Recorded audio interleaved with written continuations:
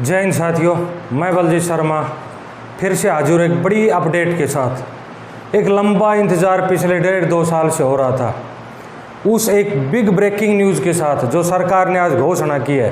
TOD system लागू हो चुका अपनी सेना में, सेना का रूप बदलने जा रहा है। क्या इसके डिसएडवांटेज होंगे, क्या इसके एडवांटेज होंगे, उन सब के ऊपर चर्चा करेंगे। टीओडी सिस्टम लागू हो चुका है। अभी राजनाथ सिंह और अन्य सैन्य अधिकारियों ने कॉन्फ्रेंस करके इसकी पूरी जानकारी दी है कि भारतीय सेना अब स्वरूप बदल चुकी है। 4 साल के लिए एक नई स्कीम लाई जा रही है सैनिकों की भर्ती के लिए कि 4 साल के लिए सैनिक बनेंगे, उसके बाद फिर कुछ सैनिक परमानेंट हो जाएंगे। क्या चीज़ है ये टीओडी सिस्टम, बिल्कुल बारीकी से समझेंगे। अब सेना में जवान कैसे जाएंगे, कैसे सेना में भर्ती होंगे जवान। टीओडी सिस्टम देखिए, टूर ऑफ ड्यूटी के तहत 4 साल की भर्ती होंगी अब सेना में।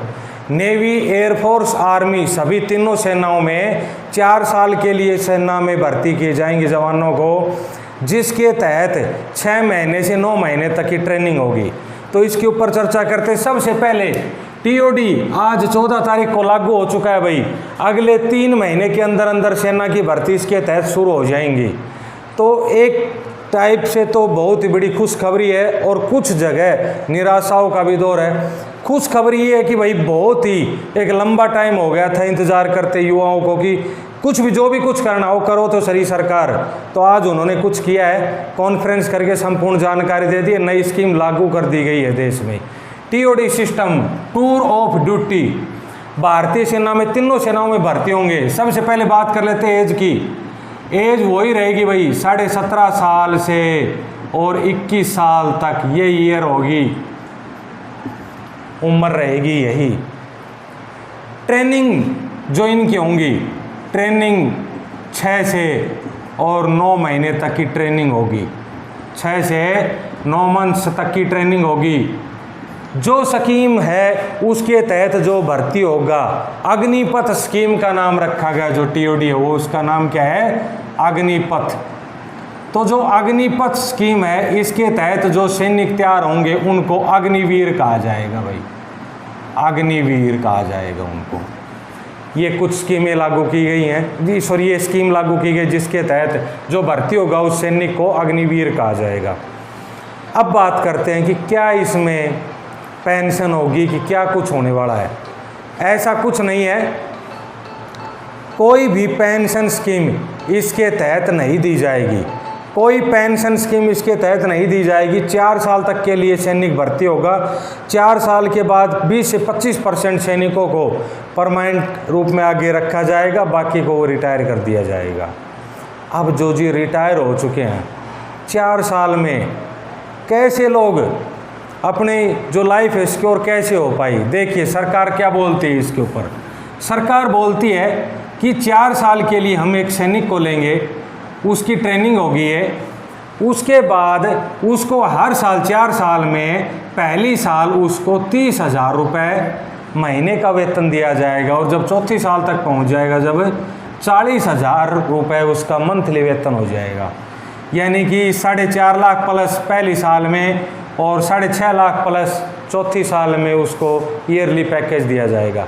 इसके अलावा उसकी जो वेतन निधि उसमें से कुछ पैसा काट के उसकी निधि में जमा होता जाएगा। जब वो रिटायर होकर आएगा 4 साल के बाद, जब उसको 11.71 लाख का ऐसा कितना करीब बनता है, ये उसको लास्ट में रिटायरमेंट के टाइम 4 साल के बाद दे दिया जाएगा। एक हिसाब से बात की जाए तो ये 30-35 लाख का जो पैकेज उसका 4 साल का रहेगा, इतना एक सैनिक कमा पाएगा। जब वो रिटायर होकर आ जाएगा तो उसके बाद उसको कुछ सर्टिफिकेट्स दिए जाएंगे, और अन्य जो राज्य की नौकरियां हैं या फिर सिक्योरिटी गार्ड से संबंधित नौकरियां हैं या और अन्य नौकरियां, उसमें उस सैनिक को प्राथमिकता दी जाएगी, ऐसा सरकार बोल रही है। तो ये है टीओडी सिस्टम भाई।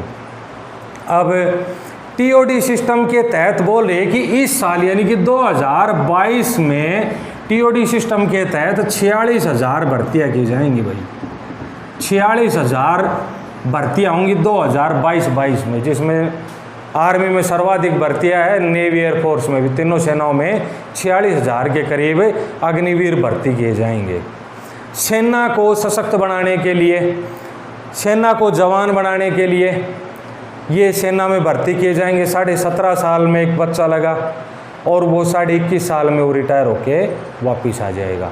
परमानेंट वो रहेगा जो 4 साल तक लगातार, जिसने टेस्ट क्वालिफाई किए हैं, लगातार उसका जो रिकॉर्ड है वो अच्छा रहा है, उसको आगे परमानेंट 20 से 25% बच्चों को ही किया जाएगा, बाकी को वापस भेज दिया जाएगा।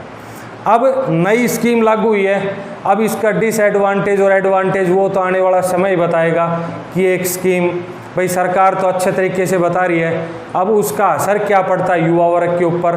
लेकिन जहाँ पे निराशाओं का दौर है वो ये है कि जिन बच्चों के एयरफोर्स में इनरोलमेंट लिस्ट जारी होनी थी, जिन बच्चों का रिजल्ट जारी होने वाला था, जिन बच्चों के आर्मी में फिजिकल हो चुकी थी, उनका रिटन टेस्ट होने वाला था, उनका किसी प्रकार से कोई भी रिजल्ट या वो ऐसी कोई बात इसके तहत नहीं बताई गई है। शायद जैसा हमें लगता है उस हिसाब से तो ये है कि ये भर्तियाँ शायद जो पिछला नोटिफिकेशन उसके आधार पर सरकार करवाने वाली नहीं है, जैसा हमें लग रहा है। और बाकी इसके ऊपर कोई विशेष अनाउंसमेंट अभी नहीं हो पाया है। तो यदि इसका पिछले तरीके से नहीं करवाएंगे तो इतना दिन रोक के रखना एक गलत बात थी। ये पहले घोषित कर देना चाहिए था। बच्चे इतना ज़्यादा उसमें बैठे हैं इंतज़ार में कि हमारी तो केवल लास्ट फाइनलिस्ट लगने वाली है, तो उस भर्तियों के ऊपर कोई भी फाइनल फैसला भी नहीं हो पाया है। और मुझे लगता है कि वो भर्तियां जो पिछले हिसाब से थी वो होनी बड़ी ही मुश्किल चांसेस है। बाकी आगे सरकार की क्या नीति रहेगी उस भर्ती के ऊपर वो टाइम कुछ दिन बीतने के बाद पता चल जाएगा धीरे धीरे, जब नोटिफिकेशन अब धीरे धीरे सब जो सैन्य आर्मी वाले भी, नेवी एयरफोर्स वाले सब डालने शुरू हो जाएंगे और ये नई स्कीम के तहत भर्ती अब शुरू हो जाएंगी। और ऐसा भी नहीं है कि जो बच्चों की एज 2 साल से निकल चुकी है उनको भी एज में किसी प्रकार की कोई छूट मिलेगी, ऐसा कोई भी नहीं है। हाँ, लड़कियों की एंट्री नेवी एयरफोर्स आर्मी में तीनों में हो चुकी है, अब लड़कियों की भी एंट्री होगी नेवी एयरफोर्स आर्मी और इन तीनों सेनाओं में। तो ये जो TOD सिस्टम लागू है एक बड़ी ब्रेकिंग न्यूज़ है। ये काफ़ी टाइम से हम इंतजार कर रहे थे, ये आखिरकार लागू तो हो गया। अब इसके ऊपर क्या कुछ राय रहती है, हर बच्चे की नज़र इसके ऊपर लगी हुई थी। आज ये सरकार ने घोषणा कर दी है। आप कमेंट्स के माध्यम से हमें ज़रूर बताएं कि ये जो स्कीम लागू की गई है ये इसके क्या डिसएडवांटेज है और क्या एडवांटेज है।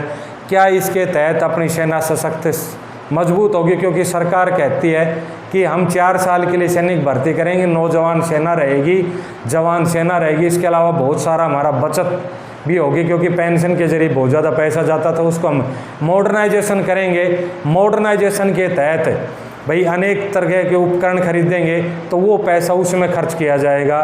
और 4 साल के लिए होगा तो हर परिवार में भी एक सैनिक बन सकता है, तो सैनिक भी बहुत सारे बनेंगे इसके तहत। तो सरकार की ये स्कीम क्या फ़ायदेमंद रहेगी या फिर इससे देश को नुकसान होगा, आपकी राय क्या है ये हमें कमेंट्स के माध्यम से ज़रूर बताएं। लेकिन सबसे बड़ी अपडेट है कि अब जो भर्तियां होंगी वो TOD सिस्टम के आधार पे होंगी। इसके साथ साथ हमें नई जो अपडेट इसके बारे में आती रहेंगी हम आपको लगातार देते रहेंगे। जय हिंद, जय भारत।